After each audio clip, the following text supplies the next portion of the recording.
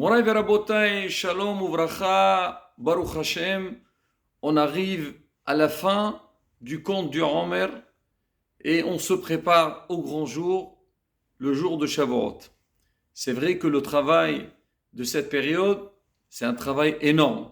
Nos ancêtres dans le passé, ils sont passés de 49e degré d'impureté au pratiquement 50e degré de pureté, ils sont arrivés au niveau des malachim. Nous aussi, on est censé de faire le même travail, mais Baruch Hashem, chacun il a fait ce qu'il a pu. Mais Rabotai, tout ce travail, certes qu'il est très important, mais sa finalité, c'est le jour de Shavuot. Beaucoup ils disent, contrairement aux autres fêtes, à Shavuot, il n'y a pas une mitzvah particulière.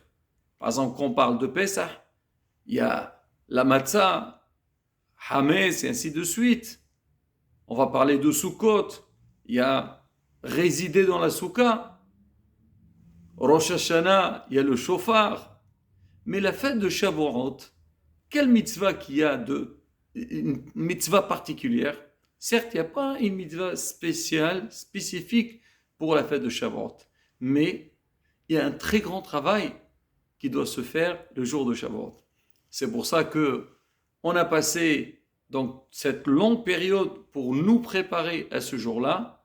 Mais Rabotai, qu'on est juste avant la fête, il y a encore notre travail qui doit se faire. On sait pour cette fête-là, bien sûr, il y a les lois de Yom Tov.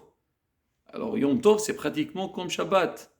La Torah nous a permis certaines choses qu'on peut faire. Il faut connaître ces halachot-là. On a la veillée très importante. Il faut se préparer. Comment se prépare la veillée? Il faut dormir la veille. Shavuot, il entre tard. On a le temps de rentrer à la maison, de nous préparer. On dort un peu pour être en forme le soir. Il y a les Se'udot, il y a les Minhagim, il y a la lecture de la Torah, les 10 commandements, il y a l'ambiance de Shavuot, la décoration de la synagogue, et ainsi de suite. Il y a énormément à Rabotai, donc de pratiques à faire pour cette fête-là. Baruch Hashem, on a fait pas mal de cours, donc pour expliquer un petit peu toutes les étapes de cette fête-là, qu'est-ce qu'on a besoin de connaître pour la fête de Shavuot.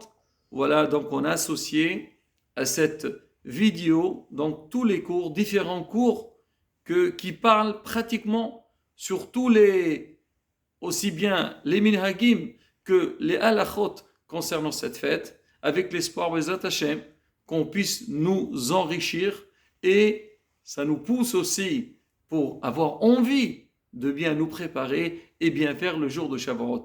Alors Bezat Hashem, alors je vous souhaite une bonne écoute et qu'on puisse profiter un maximum. Amen.